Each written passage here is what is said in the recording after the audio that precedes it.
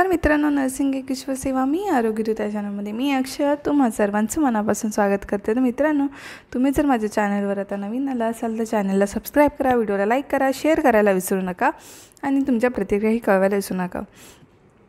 सगळ्यात महत्त्वाची गोष्ट म्हणजे आजचा व्हिडिओ आपण MSN-1 मध्ये विचारला जाणार डिफरन्सेस फरक स्पष्ट करा आपण बघणार आहोत। हायपोथायरॉइडिझम आणि हायपरथायरॉइडिझम तर ते आपण बघणार। हायपो म्हणजे थायरॉइडचं प्रमाण कमी असणे आणि हायपो म्हणजे थायरॉइडचं प्रमाण नॉर्मल रेंजपेक्षा वाढलेलं असलेलं असतं, त्याला हायपरथायरॉइडिझम असं म्हणतात। तर त्याच्यातला आपण डिफरन्स बघणार। व्हिडिओ तुम्हाला शेवटपर्यंत बघायचं, मी काय बोलते ते लक्षपूर्वक ऐकायचं आहे आणि तुम्ही व्हिडिओ शेवटपर्यंत बघा। तर हायपोथायरॉइडिझम आणि ह्याच्यातले जे नोट्स आहेत तुमच्या जे ट्युटर किंवा कोण शिकवतील त्याच्यामध्ये ह्याच्यातले मुद्दे ॲड करू शकता, ठीक आहे। तर आपण व्हिडिओला सुरुवात करूया। तर पहिलं आहे हायपोथायरॉइडिझममधला पहिला डिफरन्स बघूया। हायपोथायरॉइडिझम म्हणजे काय, तर शरीराला गरज असलेले थायरॉइड हार्मोन्स निर्माण होत नाही, त्याला हायपोथायरॉइडिझम असं म्हणतात। म्हणजे शरीराला जे आपल्याला गरजेचं आहे, आवश्यक आहे तेवढं थायरॉइड शरीरामध्ये तयार म्हणजे त्याच्यापेक्षा कमी म्हणजे तयार होतच नाही, कमी प्रमाणात तयार होतं। शरीराला आपलं जे आवश्यक असतं थायरॉइड तेवढं म्हणजे तयार होत नाही, त्याच्यापेक्षा कमी प्रमाणात तयार होतं, त्याला हायपोथायरॉइडिझम। आणि हायपरथायरॉइडिझम म्हणजे हायपर म्हणजे जास्त, हायपरथायरॉइडिझम म्हणजे काय, तर शरीराच्या गरजेपेक्षा जास्त थायरॉइड हार्मोन्स निर्माण होते। हायपरथायरॉइडिझम म्हणजे काय, शरीराला गरज आहे त्याच्यापेक्षाही जास्त प्रमाणात शरीराला म्हणजे ते थायरॉइड आहे ते तयार होणं, त्याला हायपरथायरॉइडिझम असं म्हणतात। तर दुसरं आहे फरक, हायपोथायरॉइडिझमची कारणे काही औषधांच्या सेवनामुळे, थायरॉइड ग्रंथीच्या शस्त्रक्रियेमुळे, तर याच्यामुळे हायपोथायरॉइडिझम होऊ शकतं। तर हायपरथायरॉइडिझम काय, हायपोथायरॉइड जो आहे हायपरथायरॉइडिझमचं कारण काय, तर मी शॉर्टमध्ये सांगते कारण आपल्याला कारणं लिहायचे, 1-2 लिहू शकता आपण।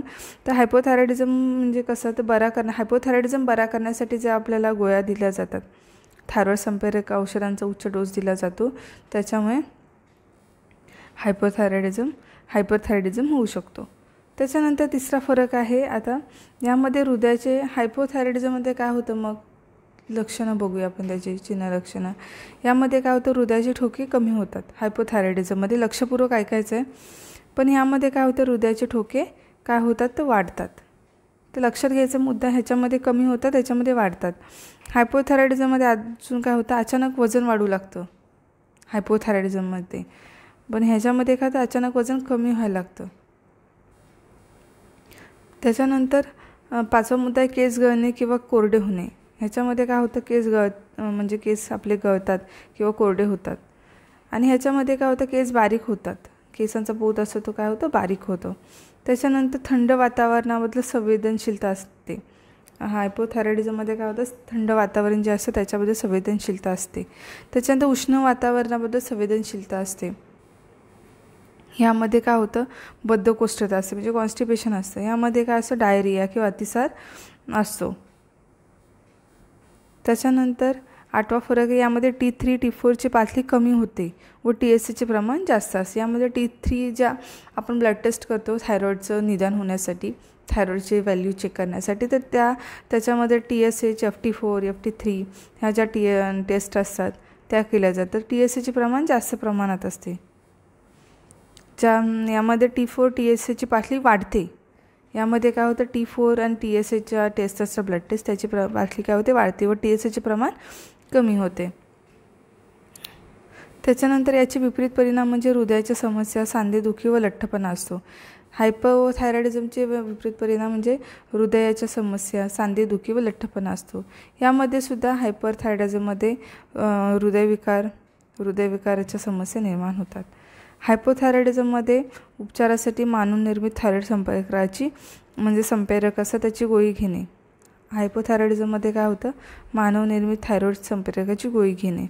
हायपरथायरॉइडमध्ये काय, उपचारासाठी जास्त प्रमाणात येणारा हार्मोनचा स्राव कमी करण्यासाठी अँटीथायरॉइड जे औषधं असतात ती घेणे। म्हणजे हायपरथायरॉइडमध्ये काय होतं, उपचारासाठी जास्त प्रमाणात येणारा हार्मोनचा स्राव कमी करण्यासाठी अँटीथायरॉइड औषधे घेणे। व यामध्ये ही औषधे जन्मभर घ्यावी लागतात व नियंत्रण आणावे. तर यावर नियंत्रण कसं आणायचं, तर यावर नियंत्रण आणण्यासाठी औषधे जन्मभर घ्यावी लागतात. तर अजून तुम्ही ह्याच्यामध्ये ॲड करू शकता, आपण आहार व्यवस्थित घेऊ शकतो, औषधं रेग्युलर घेऊन ह्याच्यावर नियंत्रण आणू शकतो. पण अँटीथायरॉईड औषधं ह्याच्यावरती सुद्धा अँटीथायरॉईड औषधं घेणे किंवा काही वेळा सर्जरी करून थायरॉईड ग्रंथी मग काढावी लागते. अँटीथायरॉईडमध्ये काही वेळा सर्जरी करून मग थायरॉईड ग्रंथी काढावी लागते किंवा एवढे उपचार करू शकतो. पण हे हायपरथायरॉईड असेल, जर गरज असेल तरच थायरॉईडची म्हणजे थायरॉईड ग्लँड काढली जाते. शक्यतो काही म्हणजे जर म्हणजे कंट्रोलेबल असेल किंवा मेडिसिन कमी होत असेल तर मेडिसिन घ्यावी लागतात. तर त्याच्यात तुम्हाला जर 12वा मुद्दा ॲड करायचा असेल तर तुम्ही करू शकता. ह्या दोघांचे निदान कसं करतात, तर ह्याच्यामध्ये ह्या लक्षणावरून पण, आणि दुसरी गोष्ट ब्लड टेस्ट जेव्हा आपण करतो T3, T4, T3, T4 ह्या ब्लड टेस्ट करून ह्याचं निदान होतं. त्याच्यानंतर हायपरथायरॉइडिझमचं सुद्धा त्याच्यामध्ये काय गळ्याला गलगंत्री आपल्या ज्या आहे तिथे असं सूज आलेली असते त्याच्यावरून. त्याच्यानंतर ब्लड टेस्ट करूनही याचं निदान ब्लड टेस्ट करूनच होतं. तर अशा प्रकारे व्हिडिओ आहे. तर कसा वाटला कळवा नक्की, आणि लवकरच भेटू आपण पुढच्या व्हिडिओमध्ये. तोपर्यंत धन्यवाद.